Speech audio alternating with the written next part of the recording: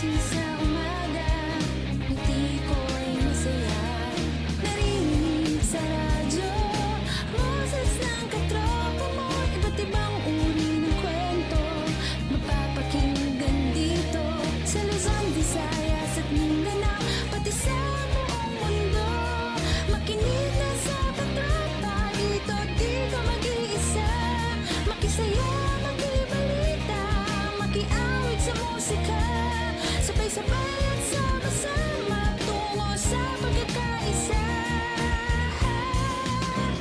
The best at bida ka dito, sa Katropa Radio. Iba tayo. Ito ang DWDD 1134 kHz. Balita, impormasyon at musika. AM at FM pinagsama. Ito ang Katropa Radio. Iba tayo. Kayo ay nakatutok sa 1134 kHz. DWDD Katropa Radio. Iba tayo. Kami po ay kasapi ng KBP, Kapisanan ng mga Broadcaster ng Pilipinas. Ito ang DWDD 1134 kHz Katropa Radio. Iba tayo.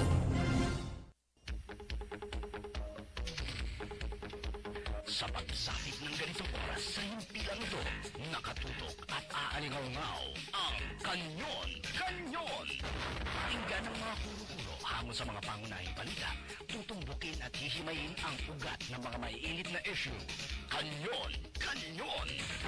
Kanyon ng komentaryo at serbisyo publiko, si Rolly Canon.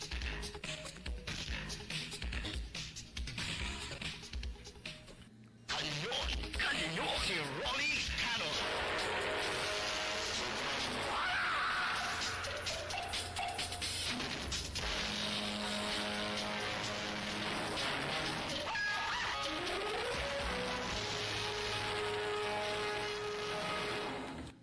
Magandang umaga po sa inyong lahat, mga kababayan. Si Rolly Canon muli, nagbabalik dito sa palatuntunang Kanyon hanggang alas 10 ng umaga.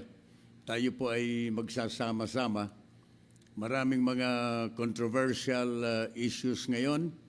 Isa na rito ang resignation ng isa sa mga pinaka-controversial na government official, ang paborito ng marami na si Assistant Secretary of the PCOO, Assistant Mocha Oson, no? Assistant Secretary Mocha Oson na nag-resign po kahapon doon sa deliberasyon ng budget doon sa budget hearing sa Senado, no? Itinaon po ni Mocha ang kanyang resignation in time for the budget deliberation na 1.41 billion pesos. Ang proposed budget for the PCOO ay 1.41 billion. Sang-ayon kay Mocha Uson na siya na lamang ang magsasakripisyo. According to her, this is a sacrifice, no? To pave the way for the approval of the budget of that particular department by Congress. Kasi earlier, ang mga kongresista po, mga kababayan, ay nagbabala sa Presidential Commission, dito po sa Presidential Communication Office, na kapag hindi tanggalin si Mocha, ay hindi po bibigyan ng budget ang PCOO. Kaya nakakuha po ng butas dito si Miss Oson. Alam po ninyo, mga kababayan, sa October 11, filing na po ng Certificate of Candidacy ng lahat po ng mga kakandidato sa iba-ibang posisyon dito sa gobyerno sa midterm election sa May 13, 2019. Yan po ang schedule ng midterm election. At hindi naman lingid sa kaalaman ng marami na si Mocha ay isa sa mga isinusulong ng partido ng kasalukuyang administrasyon na kumandidato bilang senador.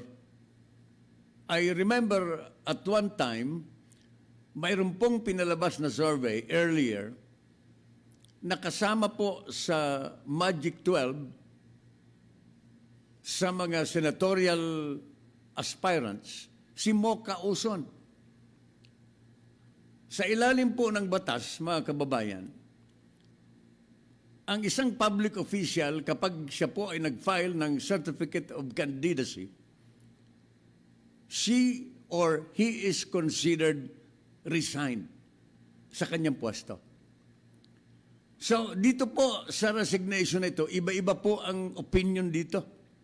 Ang sabi ni Mocha, this is a sacrifice on her part so that the budget of the PCOO will immediately be approved by Congress.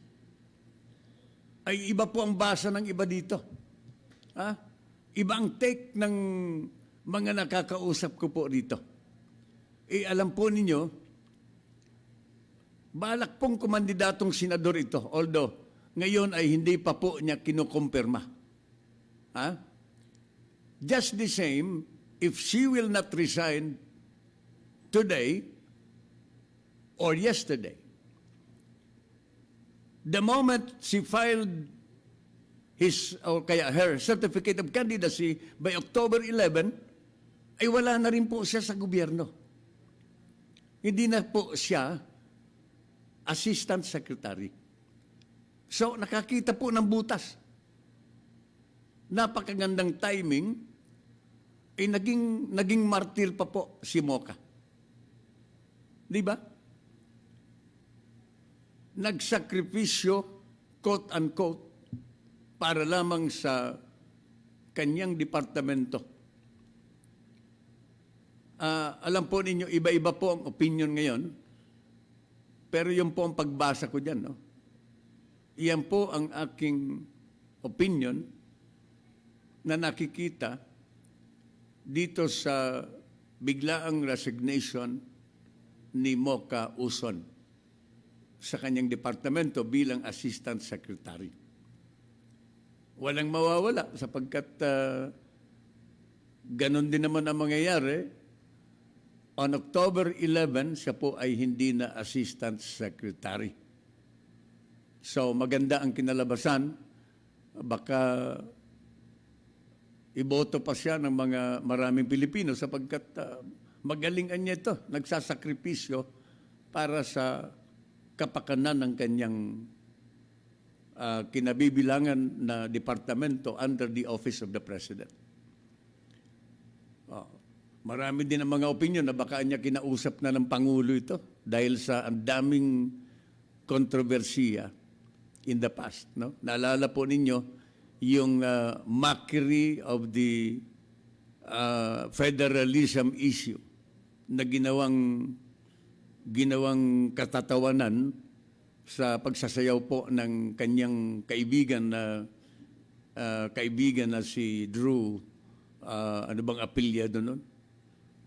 Yung kaibigan niyang bakla, mga kababayan. So, ginawang katawa-tawa po ang issue ng federalism. So, daming issue po. So,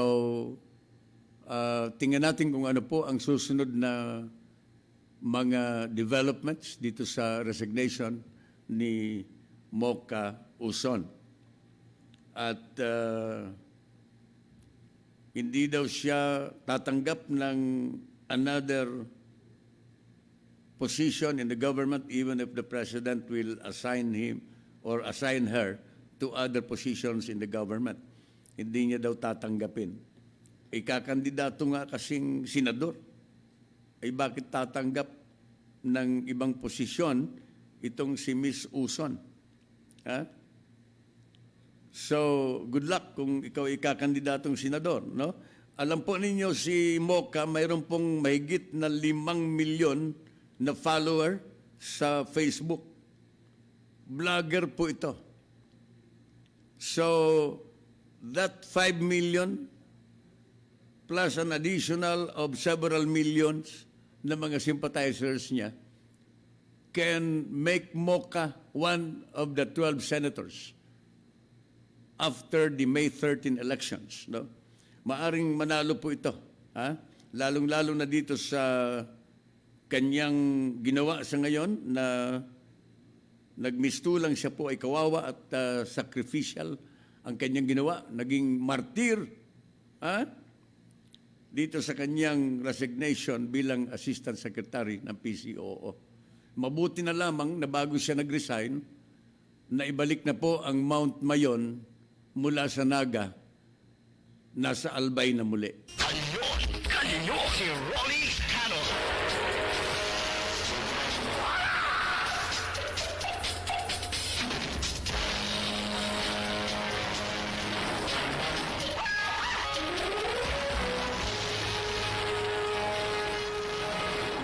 Tuloy po ang kanyon ni Rolly Canon hanggang alas 10 ng umaga.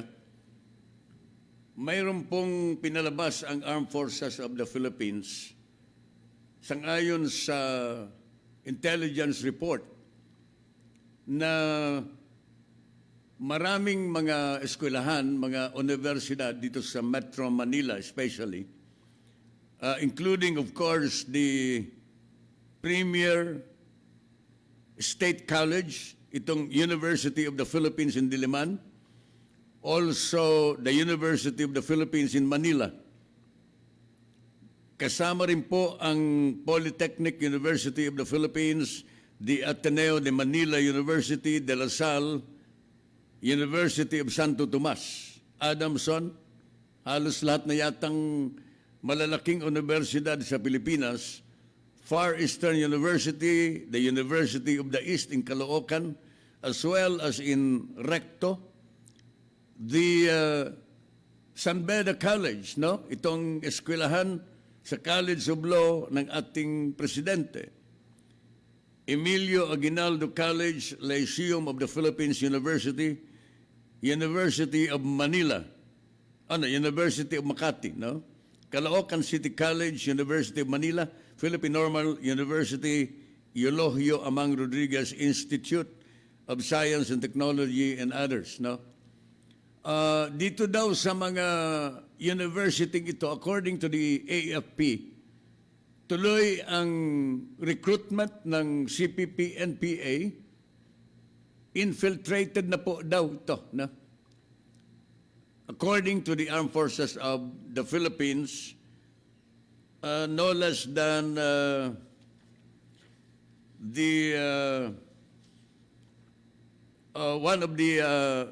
less than the Assistant Deputy Chief of Staff for Operations, Brigadier General Antonio Parlade Jr. said, the continuing and new intensified recruitment of college and universities, even in high school, form part of the Red October, the plot for the ouster of President Duterte. No? Bahagi daw po ito, mga kababayan, ng Red October, according to General Parlade. Parlade identified the schools as the University of the Philippines and some other universities in Manila, na binasa ko sa inyo kanina, na marami na daw ang mga estudyante na na-recruit dito. Alam po ninyo, maaring ang mga school authorities dito ay hindi po alam ito.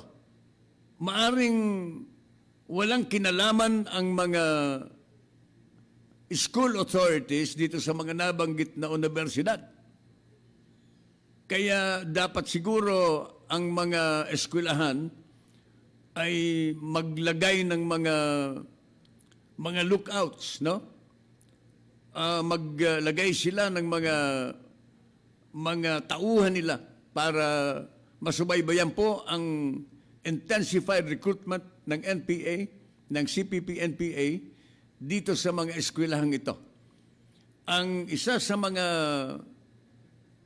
paraan kung paano mag-recruit ang mga CPP-NPA dito sa mga eskwelahan ay ang film showing featuring the atrocities during the Marcos administration. Yung mga bombahan, yung mga krimen, mga pinapatay, mga namamatay sa kalye, yung mga nangyari during the Marcos administration, and the former dictator is now being compared to the president. Na malaking bagay kung bakit maraming mga kabataan ngayon na walang alam during the Marcos administration ang nahihikayat na sumama dito sa movement na ito, dito sa recruitment process na ito ng CPP-NPA, mga kababayan ko. So inuulit ko, maaring ang mga school authorities po ay walang alam dito na na-infiltrate na pala ang kanilang campuses, ang kanilang mga eskwelahan. Kaya nga dapat maging alerto, maging mapagmatsyag din itong mga school authorities dito sa mga nabanggit na mga universidad, dito sa Metro Manila especially. No? And of course, ang ating mga magulang, antabayanan po natin, i-guide natin ang ating mga kabataan, ang ating mga anak dito sa mga universidad na ito na huwag silang basta-basta papatol dito sa mga panghihikayat nito ng iba-ibang mga members of the NPA, lalong-lalo na po ang mga organisasyon na ginagamit ng New People's Army sa recruitment na ito dito sa mga eskwelahan. No? Mayroon silang mga militant organizations na ginagamit, mga kababayan, dito sa mga eskwelahan na ito. Sila ang mga nanghihikayat ng mga estudyante para sumama sa Red October. The attempt to destabilize the Duterte administration para patalsikin ang Pangulo this month of October. Huwag po tayong masyadong papatol dito sa mga nanghihikayat. Ang mga magulang ay may mga obligasyon na i-guide, bigyan ng pangaral ang kanilang mga anak dito sa mga nabanggit na mga universidad na ito. No? And again, I'd like to say that the school authorities also, they have the responsibility dito sa mga campuses na ito na bantayan ang mga nag-recruit na mga members of the CPP-NPA sa mga campuses nito. If you recall, nagkaroon po ng controversy dito sa University of the Philippines sapagkat may mga nakitang mga uniformadong mga pulis, no? Na pumapasok sa iba-ibang lugar dito sa University of the Philippines in Diliman na kini-question po ng otoridad ng universidad, ng mga opisyal ng universidad, sapagkat alam po ninyo, ang UP ay mayroon pong sariling charter. Mayroon po silang sariling UP police na sila po ang nagsisweldo at independent from the Philippine National Police Force. No? Mga kababayan, kaya nagkaroon po ng kontrobersiya sa pagpasok ng maraming mga pulis, members of the PNP. I think nagkausap na po ang mga opisyal ng UP at saka si General Albayalde at na-settle na sapagkat ang sinususugan po na rason ni General Albayalde na sa ating saligang batas, iisa lang po ang National Police. Iisa lang po ang Philippine National Police. No? Mayroon pong gray area, ika nga, sapagkat may rason ang PNP chief sapagkat ang University of the Philippines ay parte ng Pilipinas, no? Therefore, kasama po sila sa saklaw ng kapangyarihan ng PNP. On the other hand, mayroon din pong rason ang University of the Philippines sapagkat they were granted this independence. Sila po ay independyente sang-ayon sa kasunduan ng mga nakaraang administrasyon. Kanyon, si Ronnie Canon.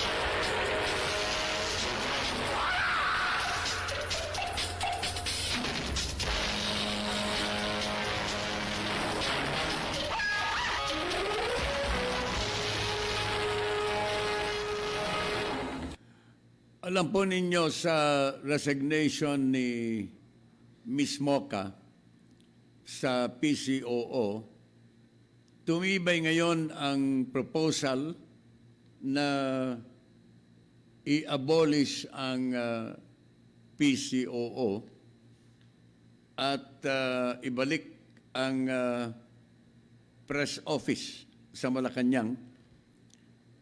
And I think the President is supportive of this proposal coming from some senators, specifically the Senate President Tito Soto. Ang Senate President and some of his colleagues in the Senate wants to revert the functions of the Presidential Communications Operation Office to the Office of the Press Secretary.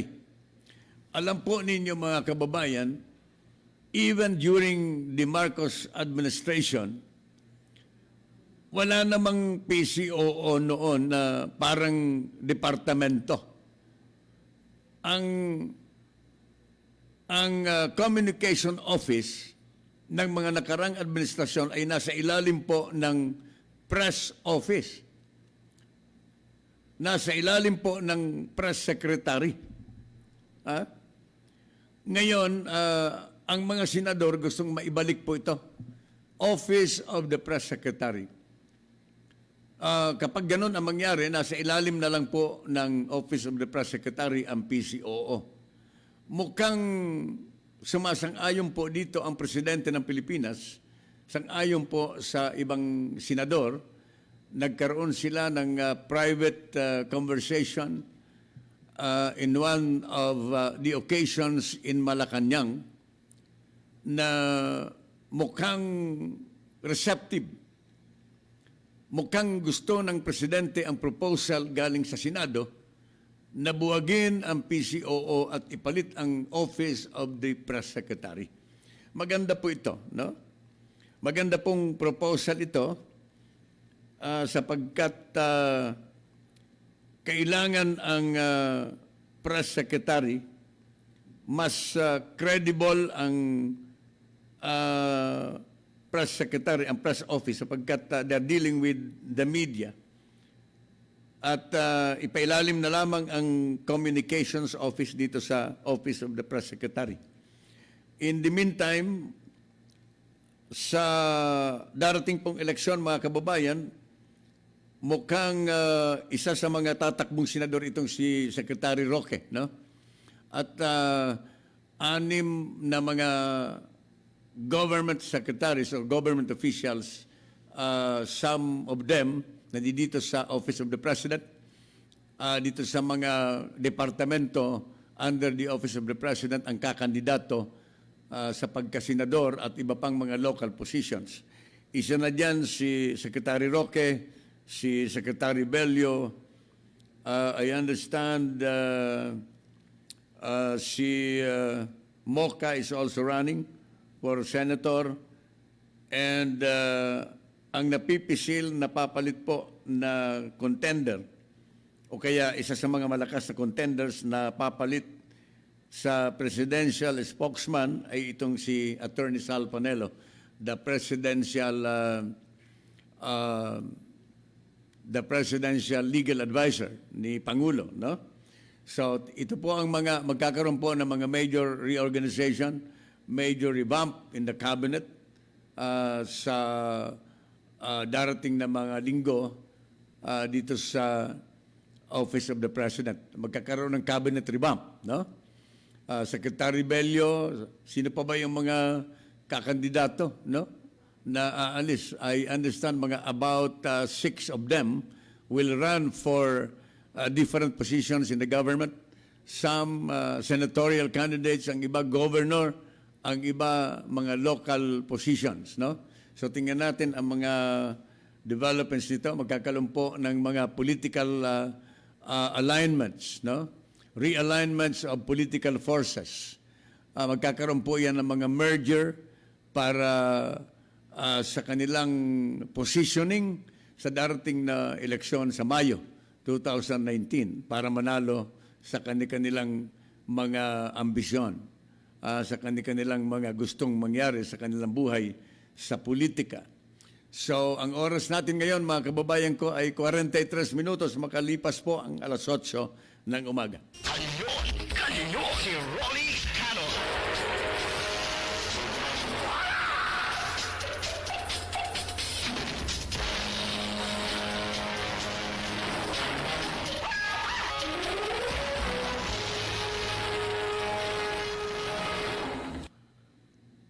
Ulitin ko po, huwag tayong masyadong madalas sa mga pangungumbinsi ng mga nag-recruit dyan sa iba-ibang eskwelahan. Yung mga magulang na nakikinig sa amin, pangaralan po ninyo ang mga anak ninyo. Alam naman ninyo itong NPA ay nandiyan ang goal ng NPA ay take over ng gobyernong Pilipinas, no? Ang Pangulo nga, sabi niya, mga terorista na ito eh. They are considered terrorist by the President. Sila po ay, ang gusto nila ay magkaroon ng division, magkaroon ng pagkawatak-watak ang taong bayan para sa kanilang advantage, no? Divide and rule, ika nga. Sila ang mga nag-create nag-i-inject ng iba-ibang mga ideologies, no? Sa mga tao sa ngayon. Sang-ayon po sa mga reports, intensified ang kanilang recruitment operation ngayon. Tapos na doon sa countryside na ang kanilang ginagamit ay ang paghihirap ng sambayanang Pilipino, ngayon naman sa mga estudyante, no? At alam po ninyo, ang October, itong Red October plot to oust the President ay minamanmanan ng mabuti ngayon at alam po ninyo, kapag ito ay matuloy, ang critical dates yata ay October 11, no? October 11 ang nakasaad na destabilization at ouster plot of the President. No, October 11, according to the reports of the military. At kung ito ay matuloy, ay mapapatunayang tama ang mga report ng ating militar, no? Kapag ito'y matuloy. On the other hand, mga kababayan, kapag hindi po ito matuloy, ang ibig sabihin niyan ay na sawata. Maagang naagapan ng ating mga otoridad ang prevention, ang pag-prevent ng anumang mga maaring mangyari, no? Kaguluhan dito sa ating bansa. So, tingnan natin sapagkat ngayon ay alerto ang ating kapulisan, ang ating mga kasundaluhan in all parts of the country, especially in Metro Manila. So, okay, tuloy tayo. May latest survey ang SWS. Nung araw ang survey result ng SWS, mga kababayan, naalala ko several months ago na kahit na hirap ang buhay ngayon, according to the survey results ng SWS several months ago, na positibo ang pananaw ng mga tao dito sa ekonomiya ng bansa. They expect that their lives would be better in the next few months. Iyan po ang result ng survey few months ago, na umaasa ang Pilipino na gaganda ang kanilang buhay for the next 12 months at least, no? But the latest survey now of the SWS, taken from September 15 to 23, found 36% of adult Filipinos expecting their personal quality of life to improve in the next 12 months. 36% na lang po bumaba. Bumaba po ng 31%. Very much lower than the optimism showed by the Filipinos, no? During the survey of the SWS several months ago. Nung araw parang mga more than 40, no? Mga or 50%. More than 50% of Filipinos are saying na naniniwala sila na gaganda ang kanilang buhay for the next 12 months. Ngayon ay 36% na lang. Ha? Bumababa po ang paniniwala ng mga Pilipino na gaganda ang kanilang buhay for the next 12 months. Anong ibig sabihin na ito, mga kababayan? No? Ang ibig sabihin nito na talagang nararamdaman na po ng Pilipino ang epekto ng inflation dito sa ating bansa. Epekto ng patuloy na pagmahal ng presyo ng mga bilihin dito sa ating bansa. Na pinananawagan po natin sa mga economic managers of the President. Kailangan po umaksyon tayo, tulungan natin ang tao, tulungan natin ang administrasyon ng Pangulo. Sapagkat umaasa po ang taong bayan, umaasa ang Pangulo dito sa kakayahan ng mga ekonomista, kakayahan ng mga economic managers na pinangungunahan po ni na Secretary Sunny Dominguez ng Finance at ganun din ang Trade Secretary Mon Lopez, the NEDA Secretary Pernilla, na sila po ang mga kailangan gumawa ng mga pagkilos para makontrol ang patuloy na pagtaas ng inflation rate dito sa ating bansa. Ang isa pong kongresista, si Miro Kimbo ng Marikina, mayroon po siyang proposal, nasa dyaryo po ngayon, ang proposal ni Miro Kimbo ng Marikina, na the only solution to the rising inflation today is to remove fuel tax being implemented by the government under the train law. This is according to Miro Kimbo, Congressman Kimbo of Marikina. No?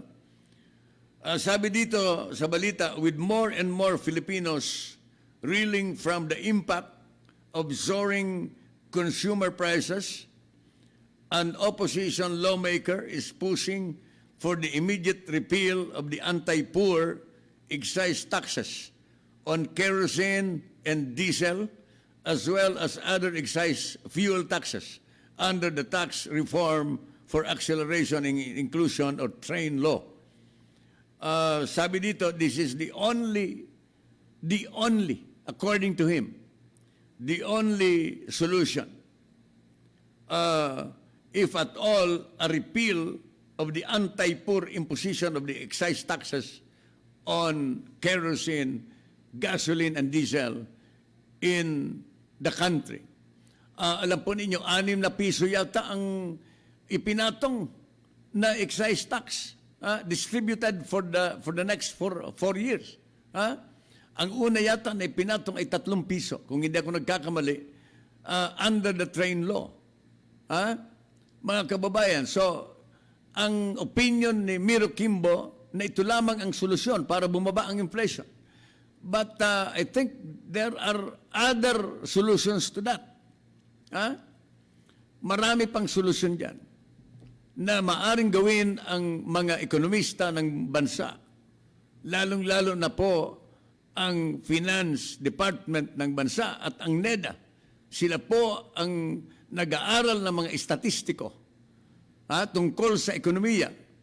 Estatistiko tungkol sa impact ng movement ng presyo ng crudo, ang dating o kaya ang result ng movement ng fluctuation ng foreign currency doon sa exchange rate ng foreign currency against the Philippine currency at iba pang mga factors, mga kababayan ko, na dapat po ma-equate kung ano ang dapat na solusyon dito sa problemang ito sa ekonomiya dito sa ating bansa. I don't know kay Miro Kimbo, sabi niya, this is the only solution. Sa akin, mga kababayan, this is one of the major solution to remove or to repeal the provisions of the train law imposing the excise tax on fuel dito sa ating bansa. Kanyon, si Rolly Canon.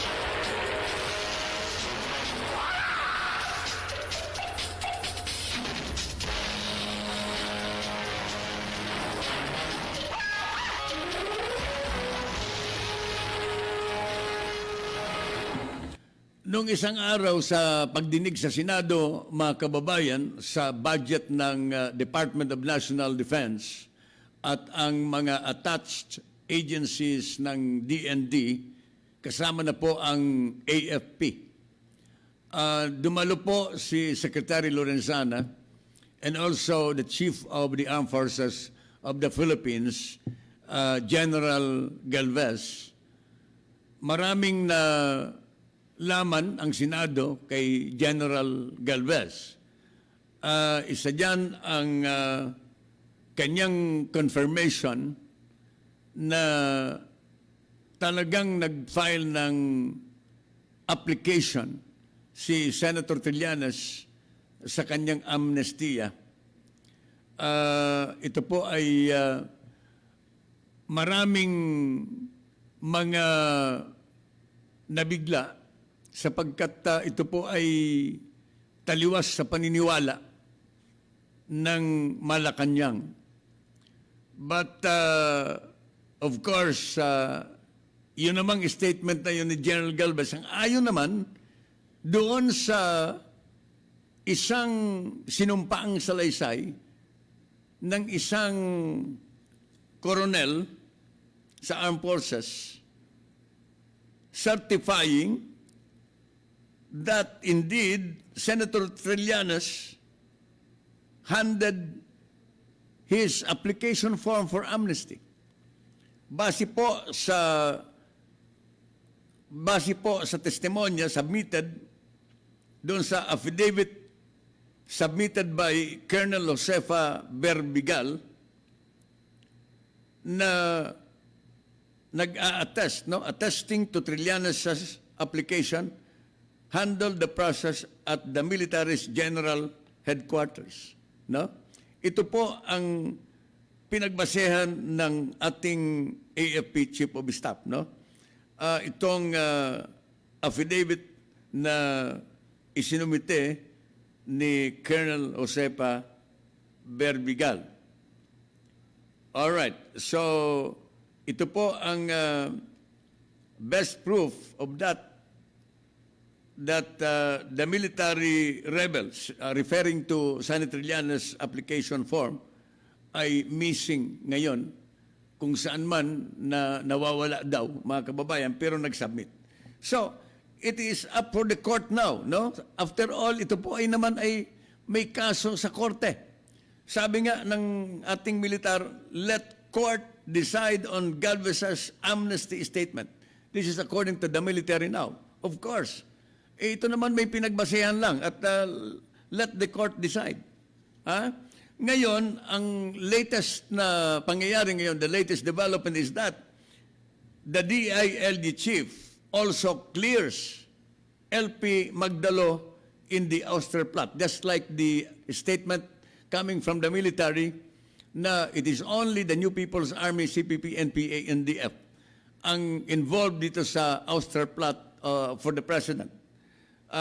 Ganon din po ang DILG Secretary si General Anyo na naging Chief of Staff then of the Armed Forces of the Philippines.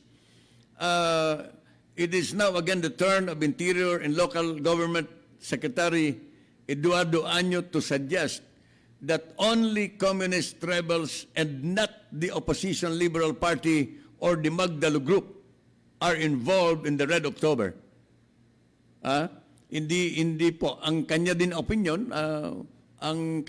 opinion, parang suggesting yung kanyang sinasabi that it is only the NPA, Communist Party of the Philippines, are involved in the Austral plot against the President. So, dalawa na po sila nagsasabi. But, yun nga, mga kababayan, kung tingnan natin, siyempre, ito namang dalawang ito ay magsasabi base sa mga kanilang pinanghahawakan ng mga intelligence reports from the intelligence community at sang-ayon po sa mga impormasyon at mga ebidensya na nandyan sa kanilang mga opisina. Kanyon, si Rolly Canon.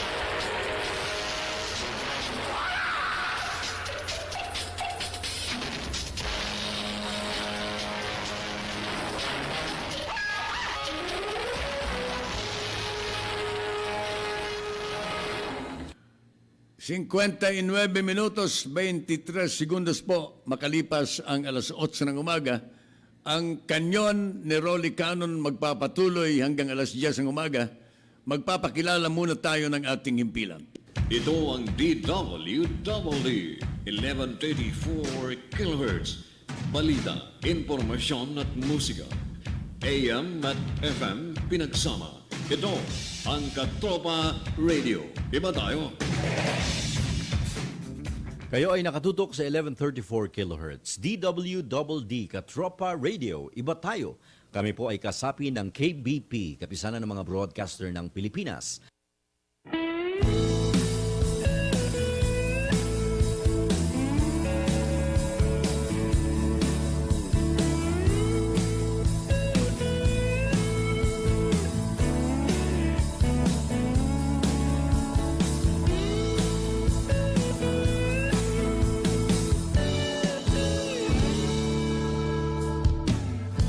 Meron akong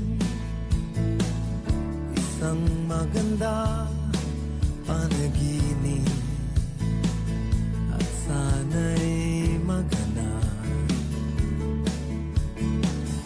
Isang bukas na lubos ang pag-asa. Ang mundo ay mapayapa, bawat bansa'y may paggunawan. Mawawala ang pukot at galit, mananaig sa puso at isip ang pag-ibig. Darating din ang araw, sisikat din ang umaga, ngingitirin ng langit, maghihilom ang mga sakit, hanggat ating mga paay patuloy na nakasayat sa lupa.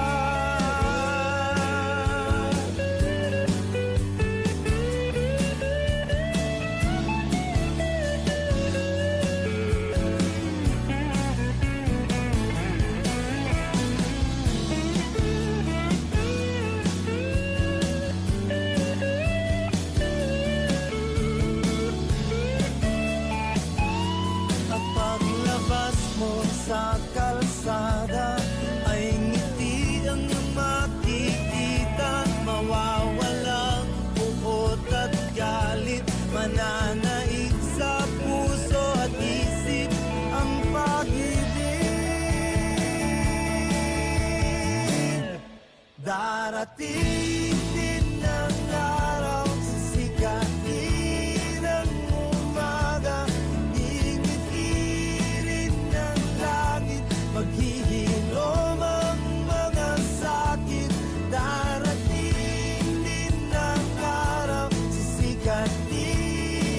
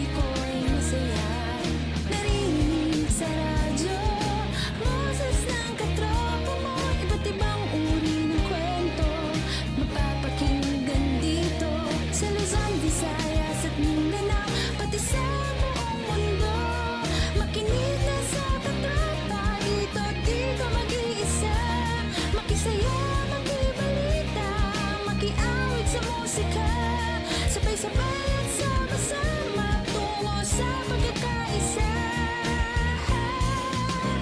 The best at liga ka dito sa Katropa Radio. Iba tayo. Ito ang DWDD 1134 kHz Katropa Radio. Iba tayo. Kanyon, kanyon, si Ronnie Canon.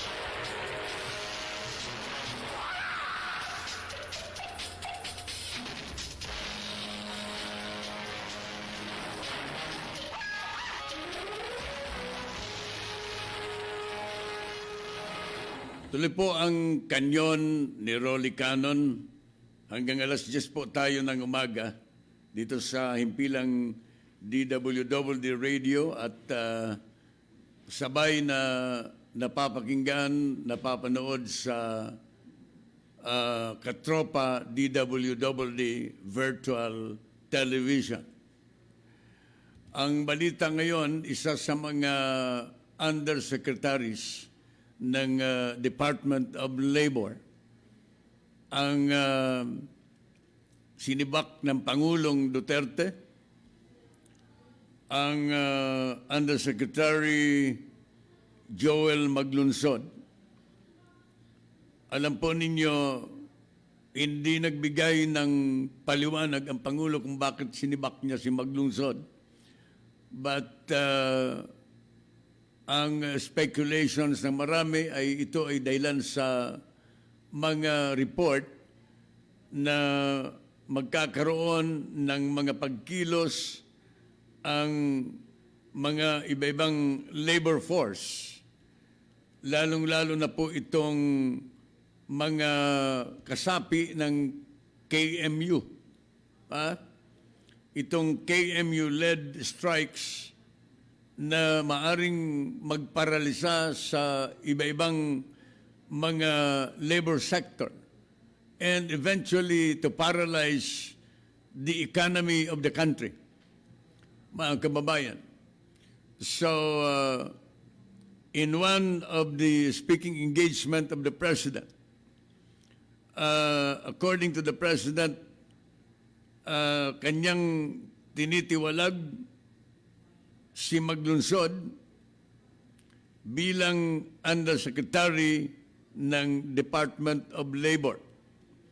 The President lamented the labor strikes allegedly instigated by the Kilusang Mayo 1, were affecting certain companies and eventually affects the economy of the country.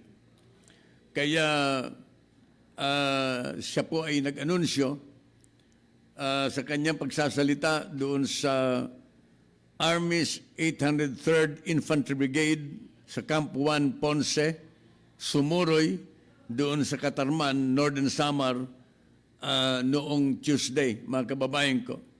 So, Maglunsod is out.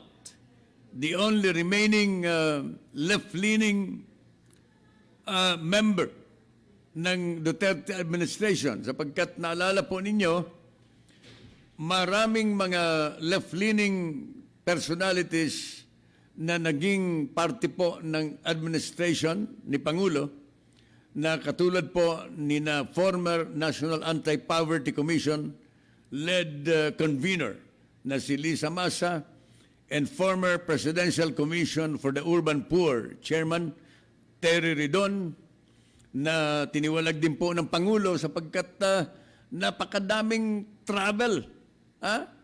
In a year's time, 17 travels yata yun, yung kay Ginoong Ridon. Kung hindi ako nagkakamali. The Commission on Appointments rejected the appointments of Mariano, Secretary Mariano and Taguiwalo. While Ridon was fired over the alleged unnecessary trips na yung sinasabi ko sa inyo, na sobrang pag-travel ni Ridon. Kaya marami sanang binigyan ng pagkakataon ang Pangulong Duterte na makapaglingkod ang mga left-leaning leaders na ito under the Duterte administration. pero hindi po nila ipinakita ang totoong intensyon ng gobyerno sa pamamagitan nila na umunlad ang bayan. Ang iba sa kanila, ipinagpatuloy ang kanilang left-leaning affiliation, yung kanilang paniniwala. No? Mga kababayan ko, despite their position in the government, they are expected to participate dito sa ultimate goal ng ating administrasyon, ng Duterte administration, to fight poverty, to eradicate criminality in the country. Pero ano nangyari, mga kababayan ko, ay hindi po nila minaximize ang kanilang posisyon at hindi po nila ginamit ang oportunidad para makapaglingkod sa bayan. So, itong si Maglunsod is the only left-leaning government officials under the presidency of President Duterte, mga kababayan. Ngayon, wala na po, halos wala na po na mga appointee ang presidente na left-leaning. I think the president now is trying to cleanse, no? Trying to revamp, no? The cabinet, alisin ang lahat ng mga appointees na identified with the communists, identified with the left, no? Kaya ngayon ay wala na tayong maisip at ito po ang latest ngayon na development. Wala na po si Maglunsod. Tingnan natin kung ano ang reaction dito ng KMU sapagkat bago po ang appointment ni Maglunsod sa Department of Labor, Maglunsod was the KMU Vice Chairman for Mindanao and former Anakpawis Party List representative before Duterte's appointment, appointing Maglunsod to the Department of Labor and Employment in the mid of 2016 after the off-taking of the President. Ang Presidente ay nanumpa, mga kababayan ko, ng June 2016, after several months, inappoint po ito si Maglunsod bilang Undersecretary of the Department of Labor. So ngayon po wala na po siya. So tingnan natin ang reaction ng KMU dito, mga kababayan, sapagkat ang Presidente ay nagbanta na kapag magkaroon ng pagkilos ang mga miyembro ng KMU, hindi siya magdadalawang isip to arrest the members of the KMU, including Maglunsod. Kanyon, si Rolly Canon.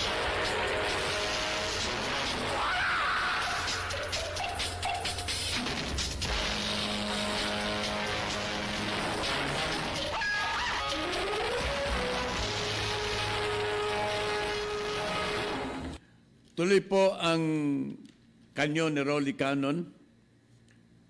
Ang operasyon po ng ating kapulisan at ang kasundaluhan natin laban sa NPA ay lalong pinaiigting. Mayroon ding statement po dito ang Philippine National Police sa pamamagitan po ng kanilang spokesman. Paiigtingin din po ng Philippine National Police ang kanilang umiiral ng operasyon laban sa New People's Army. This is according to Chief Superintendent Benigno Durana, ang spokesperson ng PNP. All right. So, okay. All right. So, mga sundalo, ganun din ang kanilang intensyon na paigtingin ang operasyon laban sa NPA. At may latest instruction ang Presidente, mga kababayan. The President tells the soldier or the soldiers to neutralize all rebels. Ito po ang latest directive coming from the President na i-neutralize ang mga rebelde. Sa kanyang pagsasalita sa isang kampo ng ating armed forces, no? Sa 803rd Infantry Brigade sa Camp 1 Ponce, Sumuroy, sa Katarman Samar, sabi ng Presidente, neutralize all rebels, no? Ang neutralize, quote-unquote, mayroon pong quotation, maraming meaning po ito, maaring apprehension, maaring eradication o eradicate, patayin, barilin, no? Or lipulin, no? Ito po ang iba-ibang interpretasyon kapag sinabing neutralize, no? Kailangan ma-neutralize at hindi maaring makapanglaban. Masugpuin ang rebellion in the country, no? So ito po ang latest instruction from the Commander-in-Chief of the Armed Forces of the Philippines, no? May mga proposal nga ngayon para lalong ang ating kasundaluhan ay effective sa paglaban po dito sa insurgency dito sa ating bansa. Ay may proposal po na bigyan ng mga sidearm ang ating mga sundalo, no? Inanunsyo po ni Pangulong Duterte na pagkakaluban ng sidearm ang bawat miyembro ng Armed Forces of the Philippines. Nakikita po kasi ninyo kapag wala sa gera ang mga sundalo, wala silang dalang baril, no? Sa naging pagbisita po ng Pangulo doon sa Katarman, Northern Samar, sinabi din ng Pangulo na hindi raw dapat lumalabas ang mga sundalo na walang dalang armas dahil hindi raw tiyak kung saan o kailan nila susugurin ang New People's Army. This is, I think, a very good proposal and a plan of the President para armasan ang mga sundalo sa kanilang paglabas. Ang mga pulis, mayroong mga sidearms yan, no? Inikayat niya ang mga ito na huwag sumuko sa mga kalaban at patuloy na gampanan ang tungkulin na protektahan ang mamamayan. Tiniyak naman ng Pangulong Duterte na hindi nito pababayaan ang mga pamilya ng mga sundalong nasasawi habang ginagampanan ang kanilang tungkulin. So eventually, kung matutupad po ito, ayon sa latest statement of the President, ang mga sundalo ay bibigyan po ng sidearm. Okay? So, para naman may pagtanggol nila ang kanilang sarili, siyempre, no? Okay. Oras natin, alas 9:17 ng umaga. Kanyon, kanyon, si Ronnie Canon.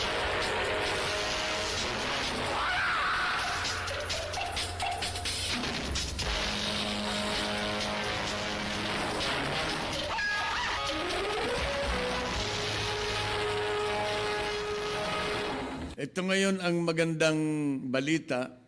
At least 117 members and supporters of the New People's Army have surrendered in Bukidnon. Kapag mayroon akong natutunghayan na ganitong balita sa mga newspapers, hindi ko talaga pwedeng palampasin na hindi ko ma-highlight dito sa programa. I am for the campaign para sumurrender ang mga NPA. In fact, madalas kong tinatawagan ang mga iba pang members of the NPA, the remaining less than 4,000 members, active members of the NPA all over the country, na sila po ay sumuko habang may pagkakataon habang ang ating gobyerno ay gusto pang tumanggap ng mga surrenderies coming from the NPA. At one time, I remember the President said na baka dumating ang panahon na ang gobyerno ay hindi na po tatanggap ng mga surrenderies, no? At ipagpatuloy na lang ang intensified operation ng Armed Forces of the Philippines para lipulin ang insurgency dito sa ating bansa. Ang forecast ng Pangulo, if you recall, ang forecast ng Pangulo mid of 2019, kailangan tapos na ang insurgency in the country.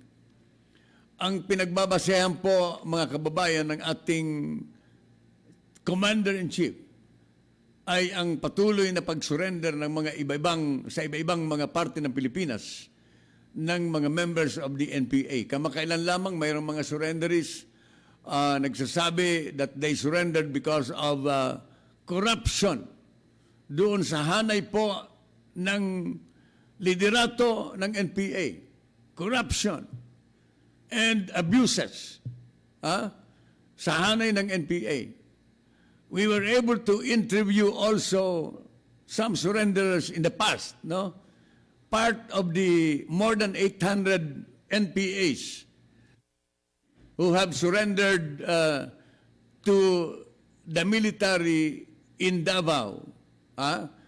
If you recall, itong mga mahigit na 800 surrenderies na ito were given special treatment by the President in Malacanang. Naalala po ninyo, binigyan po ng dinner date sa Malacanang itong mga surrenderies nito ng ating Pangulo. We were able to interview some of them. At ang kanilang mga nirereklamo dito sa liderato ng NPA, ng Communist Party of the Philippines, ay ang mga hindi po natutupad na pangako ng kanilang mga leader. Ang iba sa kanila ay pinangakuan ng magandang buhay, ng mga farm equipment na ibibigay sa kanilang pamilya. Mga kababayan ko, and despite of the collection, despite of the revolutionary tax being collected by the billions of pesos every year ng CPP-NPA, ay sila po ay naghihirap. Ang pamilya nila ay naghihirap, kaya minabuti nila na bumalik sa ating gobyerno to return to the folds of the law. And most of them are now reunited with their families, with the assistance, the financial assistance coming from the government. And some of them were integrated into the regular force of the Armed Forces of the Philippines. So, ito po ang magandang balita ngayon. 117 NPA rebels now surrendered. Dito po ito sa Bukidnon. Captain Norman Tagros, Civil Military Operations Officer of the 403rd Infantry Brigade, said the surrenderies pledged loyalty to the government at a ceremony held in Sitio Maynaga in Barangay Iba, doon sa Bukidnon. So sila po ay nanumpa na bumabalik sila embracing the laws of the land, embracing the government regulation, na sila po ay nanunumpa na hindi na po babalik sa kanilang pagre-rebelde laban sa gobyerno. Among the surrenderies are 20 members of the militia ng bayan who turned over 18 guns of various calibers. Si Brigadier General Eric Vinuya ng 403rd IB, siya po ang commander doon, at ang co-chairman of the Bukidnon Enhanced Comprehensive Local Integration Program Committee assured the rebel returnees of the government assistance. Immediately yata mayroong cash assistance sila aside from the enrollment at the TESDA para matuto sila kung paano magnegosyo at iba pang mga support na ibinibigay po ng ating gobyerno sa lahat ng mga NPA na sumusurrender ngayon. Uulitin ko po, ang forecast ng presidente ay lipulin at mawala ang insurgency by the middle of 2019 base sa dalawang bagay. Ang isang bagay na pinaniniwalaan ng Pangulo ay itong patuloy na pag-surrender ng mga NPA na nawawala na po ng tiwala sa liderato ng Communist Party of the Philippines, NPA, at ang pangalawa, ang patuloy na arangkada o itong tinatawag na intensified military operation all over the country by the armed forces of the Philippines. Kanyon, kanyon, si Rolly Canon.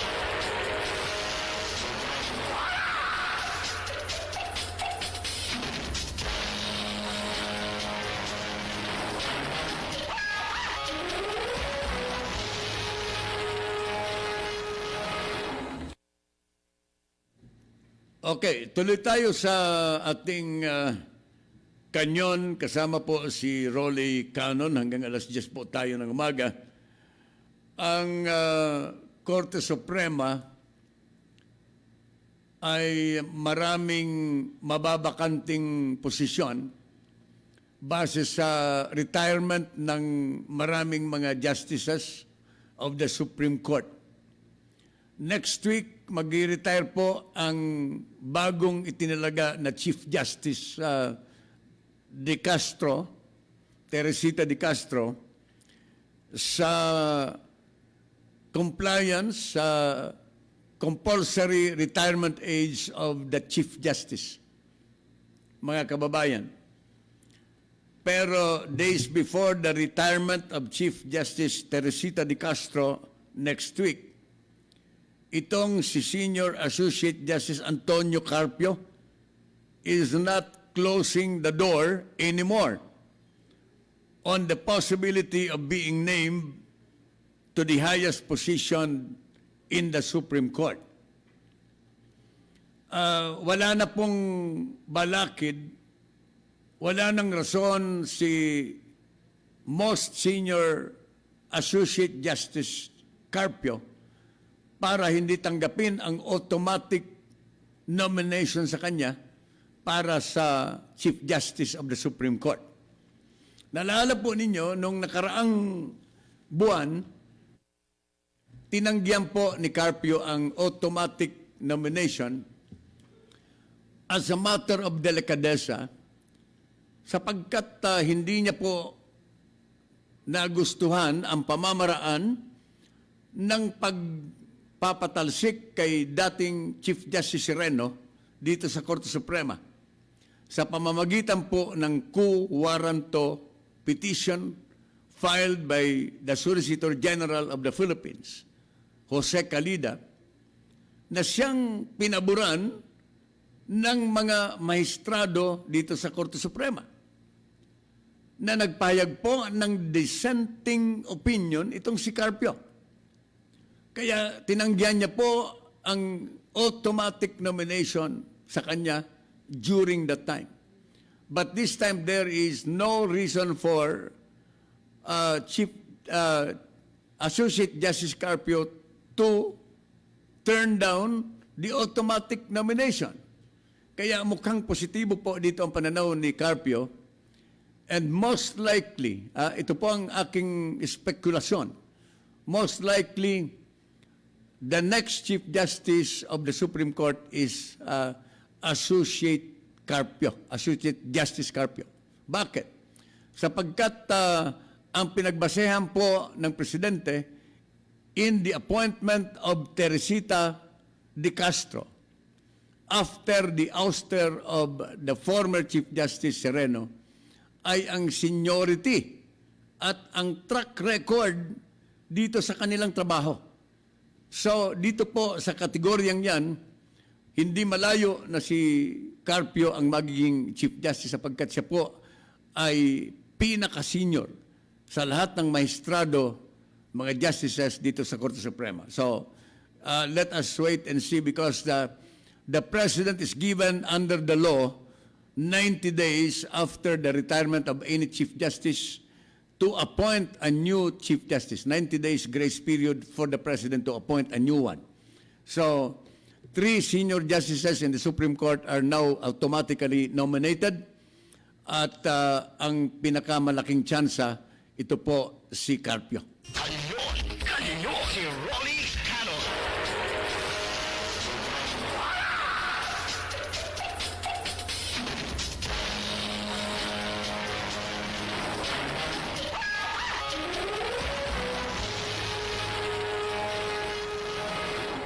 Treinta minutos na po makalipas ang alas 9 ng umaga sa kanyon ni Rolly Canon. Ang inyong lingkod magbabalik hanggang alas 10 ng umaga. Magpapakilala muna tayo ng ating himpilan. Ito ang DWDD 1134 kHz. Balita, impormasyon at musika. AM at FM pinagsama. Ito ang Katropa Radio. Iba tayo. Kayo ay nakatutok sa 1134 kHz. DWDD Katropa Radio. Iba tayo. Kami po ay kasapi ng KBP, kapisanan ng mga broadcaster ng Pilipinas.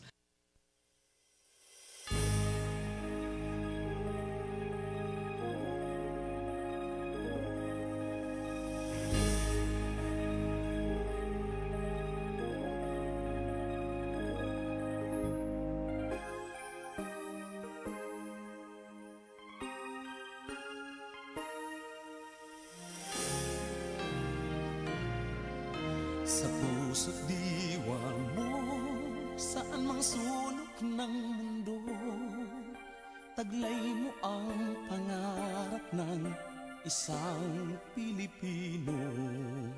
Maging sino ka man, sarili laging laan, maging buhay itataya sa lupang kinagisnan. Batid ng iyong lahi, mayroong isang katulad mo. Saksi ang iyong lipi, ang katangian ay sa'yo. Bayani, namumukod at katangi-tangi. Bayani, kayamanan ka ng iyong lahi. Ikaw ang aming tanglaw, aming gabay. Oh, bayani, katuparan ng aming mga pangarap.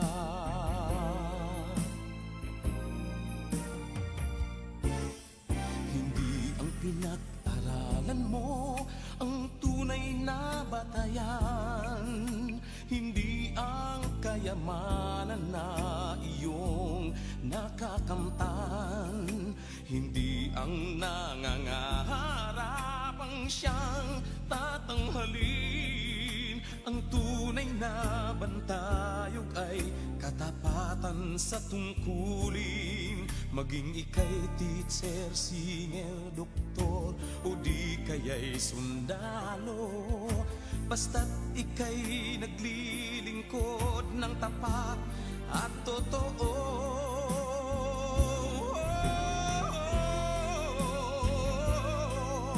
Namumukod at katangi-tangi. Bayani, kayamanan ka ng iyong lahi. Ikaw ang aming tanglaw, aming gabay. Oh, bayani, katuparan ng aming mga pangarap. Oh, namumukod at katangi-tangi. Bayani, kayamanan ka ng iyong lahi. Ikaw ang aming tanglaw, aming gabay. Oh, bayani,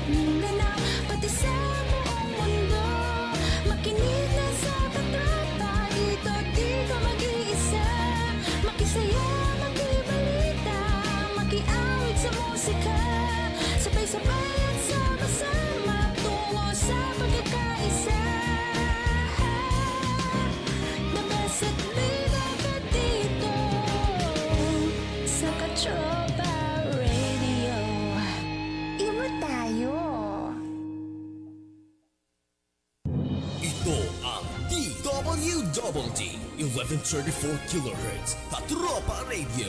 Iba tayo. Kanyon, kanyon, si Rolly Canon.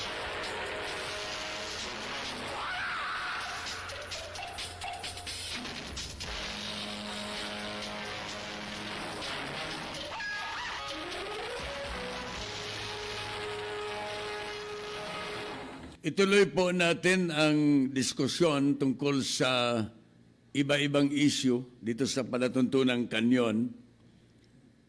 Kung naalala po ninyo itong isang party list congressman, si Congressman Aniceto Bertis III, who has been under fire after his video harassing a screener of the Ninoy Aquino International Airport during the security check doon sa NAIA na naging viral sa social media. Yung display of arrogance ng nasabing kongresista, mga kababayan, ay ngayon daw ay may balita, isinugod yata sa ospital. Siguro dahilan sa left and right ang pagbabati ko sa kanya, doon sa mga pahayag niya, o doon sa attitude niya.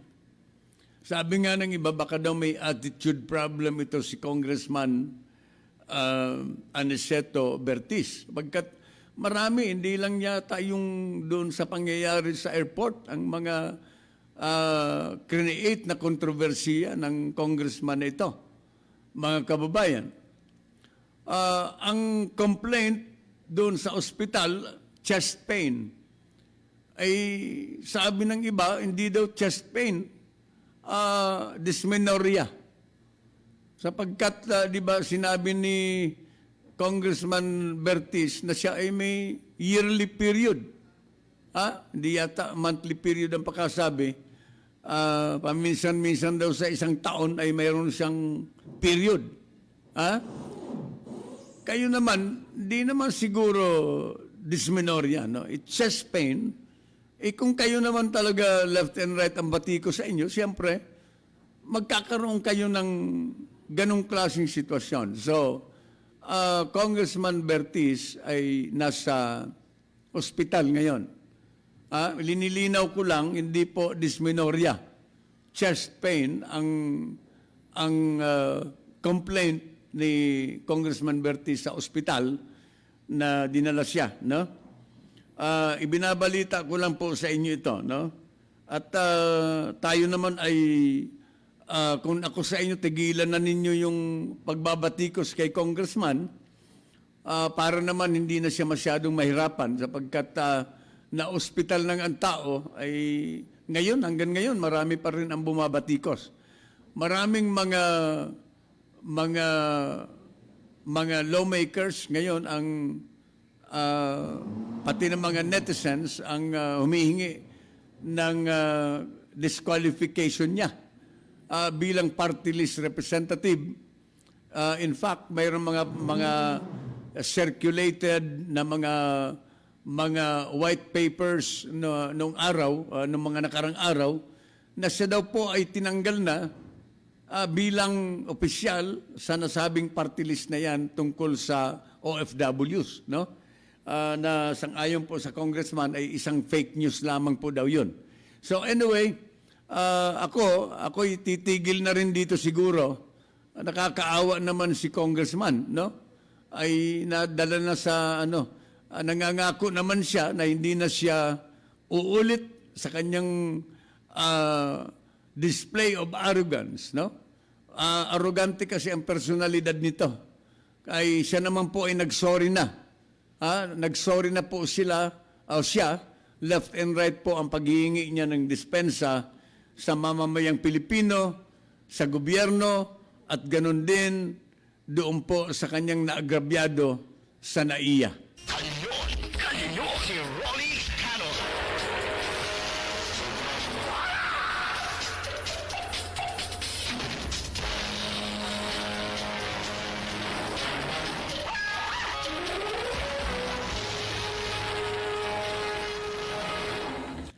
Ang national budget po ng Pilipinas for 2019 ay aprobado na po sa House, no? The House of Representatives last night approved the proposed 3.757 trillion 2019 national budget on the second reading. The approval came at 9:45 p.m. and capped 3 weeks of plenary debates. Among the last agencies whose funding was scrutinized was the Presidential Communications Office or Operations Office or PCOO na na-approve lamang itong mga kababayan nang i-announce ni Mocha Uson ang kanyang resignation. The approved budget for the next year includes the 52 billion in alleged pork barrel funds. The House earlier realigned from appropriation of the Department of Public Works and Highways. Kung hindi po nasilip itong 52 billion, ay pork barrel po ito na sinisingit lang ng mga kongresista. Intended for the pork barrel fund of 40 congressmen. Ay mabuti na lang nasilip ito ni na Congressman Suarez. Ay kung hindi nasilip ito, mga kababayan ko, bawal na po ngayon mga honorables na mga kongresista dyan sa House. Alam naman po ninyo na bawal na yan. Ipinagbabawal na yan ng konstitusyon ng Pilipinas. Pinagbabawal na ng ating batas ang pork barrel insertion dyan sa annual budget natin. Bakit mayroon pa tayong mga unnamed, unlabeled budget? 52 billion din po ito. Mga kababayan, ngayon daw, ni-realign po ito ni Congressman Andaya. Realigned. At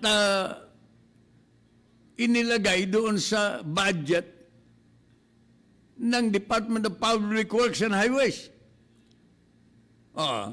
Earlier this month or the later part of September, sabi ni Mark Villar, itong ating sekretaryo ng Department of Public Works and Highways, sabi ni Mark Villar, hindi naman parte ng budget namin yan . So that is not part of our proposed budget dito sa Kongreso. Bakit ni-realign pa? Dapat in-scrap na lang yan. Naalala ko po mga kababayan, ang unang nakasilip ng pork barrel na yan, itong mga unlabeled budget amounting to 52 billion. Kung hindi ako nagkakamali, ang una nakasilip niyan na nag-anunsyo, si Senator Lacson. Tapos nasilip din niyan ni na Andaya, ni na sino ba yun? Parang sina Suarez. Yan. Kaya ni-realign para mapagtakpan. Originally intended to 40 congressmen, mga kababayan ko, na siya sanang makikinabang ng 52 billion pesos na yan. All right. So, finally, it was approved in Congress. Dapat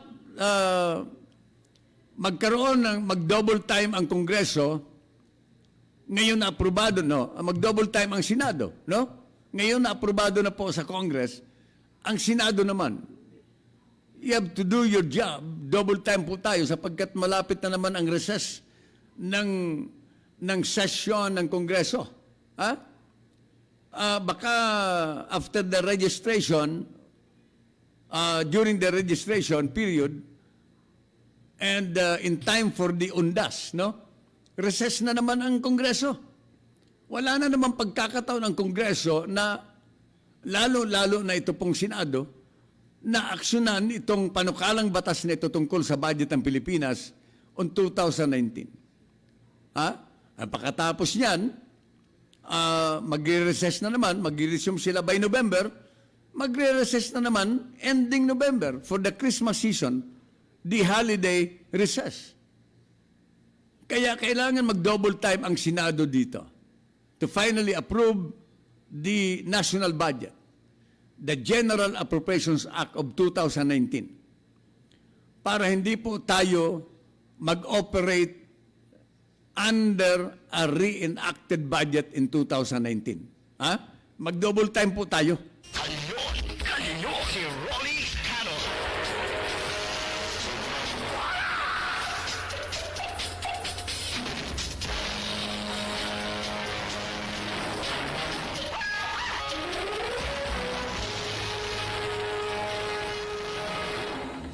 Tuloy po ang kanyon ni Rolly Canon. May mga business groups ngayon ang humihingi sa gobyerno na i-address itong high power cost dito sa ating bansa. Yung cost of electricity, mga kababayan, na isa sa mga sanhi kung bakit ang ating mga prospected foreign investors in the country ay lumilipad patungo sa ibang bansa, sa ibang mga foreign investment destination. Marami ang mga nag-i-invest, mga kababayan, sa Vietnam, sa China, at umaalis dito sa ating bansa. The government should focus in making power rates in the country competitive. Masyado po na mahal ang kuryente dito sa ating bansa. The government should address these high power rates to make the country competitive and address inefficient transport and telco services. Ito ang tatlong problema. Traffic and transportation problem, the very low speed in internet connection in the country, at itong very high electricity cost na siyang nagiging hindrance para umalis ang mga foreign investors dito sa ating bansa. Sa isa pong press conference, itong PCCI President Alegria Sibal Limhoco said, the country has scored low in competitiveness ranking due to the problems in business, which include the high cost of power. Alam po ninyo, maraming mga kumpanya ang nagreklamo talaga. Ang kinikita po daw nila dito sa kanilang negosyo sa Pilipinas ay kulang pa. O kaya kung minsan break-even na lamang sa ibinabayad nilang taxes sa gobyerno at saka dito sa kuryente. Mga kababayan ko, ang iba naman, they shy away in putting investment in the Philippines. Lumilipad sila patungong Vietnam at China at iba pang mga magagandang foreign business destination dahil sa kagandahan ng traffic flow ng kanilang doon po sa kanilang bansa. Kaya ang traffic, mga kababayan, and high cost of electricity ay mga major causes kung bakit tayo po ay nilalayasan ng ibang foreign investors. So I think the government should address this problem.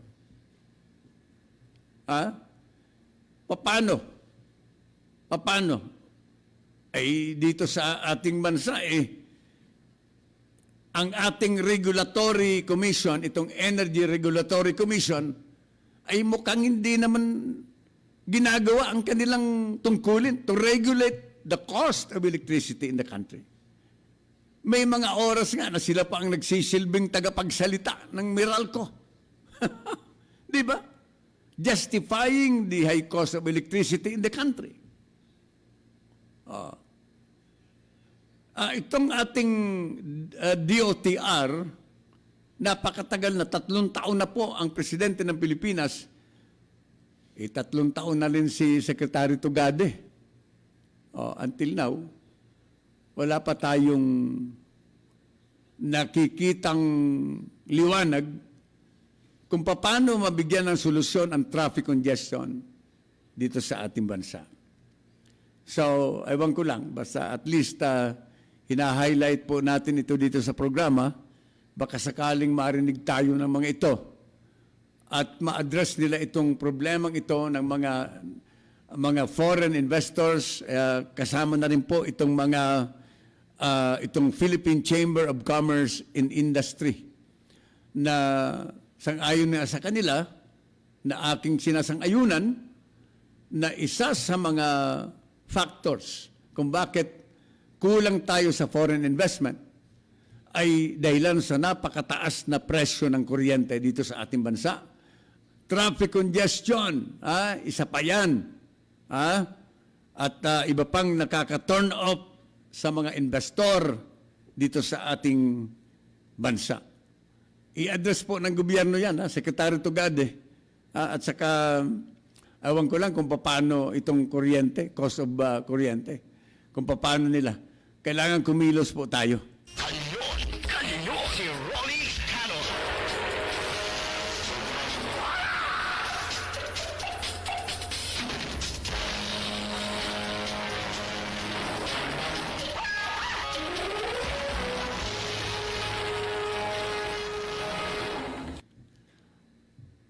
Oras natin 52 minutos makalipas po ang alas 9 ng umaga sa Kanyon. Kanyon, si Rolly Canon.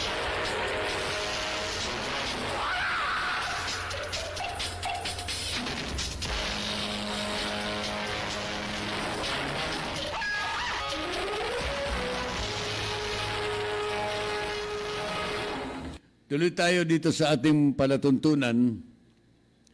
Ang Commission on Elections or COMELEC has scheduled various activities and listed prohibited acts in connection with the May 13, 2019 elections. Maraming pinalabas po na patakaran ang COMELEC. Sang-ayon po sa newly approved resolution number 10249 that set the election period from January 13 to June 12, 2019. Ito po yung election period. January 13 to June 12. But the filing of certificates of candidacy for those intending to run for the midterm election will run from October 11 to 17. So, October 11 to 17 ang filing ng COC. Ang campaign period for senatorial candidates and party list groups will run from February 12 to May 11 next year. Candidates for the House of Representatives and other local positions could campaign from March 29 to May 11. All right. So, maiksi lang pala itong campaign period. Pero ngayon, marami ng mga nangangampanya. O, di ba? Nakikita natin mga billboards na malalaki ng ibang mga aspirants para sa senador at iba pang mga public offices.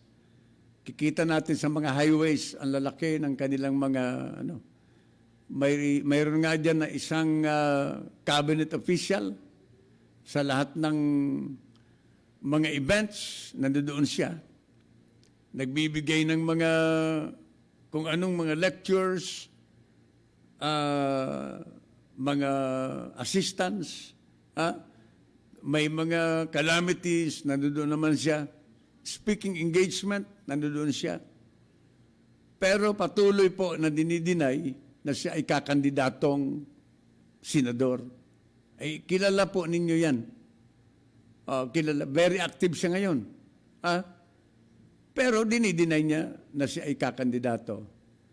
Yung isa naman na cabinet official, halatang-halata naman na gustong kumandidato, kahit hindi siya pumapalo sa survey, wala siya sa Magic 12, tuloy din ang deny. Pero halatang-halata din, nakakandidato. At saka halatang-halata din na talagang visible masyado sa media. Laging nagsasalita sa media. Ganun yan. Pero kanina narinig ko si Attorney Makalintal. Alam naman ninyo si Attorney Makalintal, election lawyer po yan. Magaling na abogado po yan. Sabi niya, itong kahit na niya ilagay mo pa na iboto siya, kahit na hindi pa, kahit na nag-file na siya ng certificate of candidacy, for as long as the election period is not being implemented yet, ay wala pang electioneering. Kaya nakakalusot. Under the law, wala pong kaso na electioneering or early campaigning ang isang kakandidato sa anumang pwesto after the filing of the certificate of candidacy. That is according to the law. Ay mukhang pinagluloko tayo. But that is the law. So anong dapat gawin dyan? Dapat iamyanda ang batas. Gawin po na criminal offense or disqualification offense ang early campaigning. Even if it is not, or even if it will not fall on the period of the campaign period set forth by the COMELEC. Mga kababayan ko, dapat i-amyenda ang batas sapagkat parang naglulukuhan lang tayo nito. Parang naglulukuhan lang tayo nito na mayroon tayong mga patakaran na hindi naman natutupad dahil wala naman daw tayong specific na provision under the law na electioneering na yan o kaya early campaigning na. Ang pagsasabi o kaya paglalagay ng mga billboards, kahit sabihin daw na iboto ninyo ako sa darating election, habang hindi pa po campaign period ay hindi pa po electioneering. Ay ganun, ay nag-file na nga siya ng intensyon na kumandidato, early campaigning na po yan. Aywan ko lang dito sa mga abogado, iba-iba kasi ang interpretasyon ng batas. Depende kung ano ang ibig sabihin nila, depende kung saan sila nakatayo. Itong mga abogado kasi, depende kung saang anggulo ang gusto nila. Dapat straight tayo sa interpretation of the law. Dapat conscientious ang mga abogado in the interpretation of the law. Kanyon, si Rolly Canon.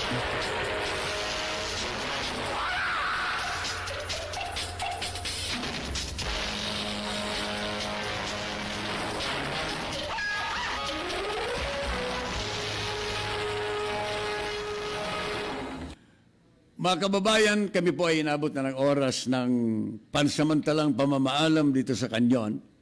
Maraming salamat po sa inyong walang sawang pag-aantabay. Thank you, Technical Department, sa News Department dito sa aming impilan, sa management. Maraming salamat sa mga kababayan kong Bicolano, Diyos mabalo sa Indo Gabos, mga tugang.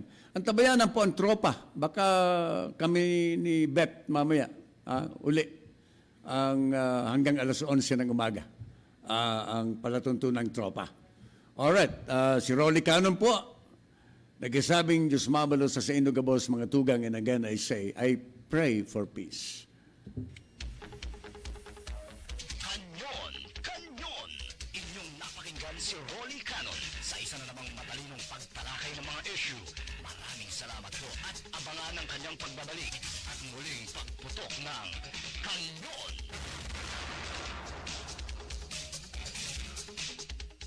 News and information on DWDD 1134 kHz. Ngayon na! Magandang umaga. Mawawala ng supply ng tubig sa ilang lugar ng Mandaluyong, Pasig, Taguig at Makati ngayong araw. Ang water interruption ay magaganap sa pagitan ng alas 9 ng gabi mamaya hanggang alas 5 ng umaga bukas. Sa abiso ng Manila Water sa Mandaluyong City, apektado ang mga bahagi ng Barangka Itaas, Barangka Ubaba, Bagong Silang, Daang Bakal, Harapin ng Bukas at Hagdang Bato Itaas.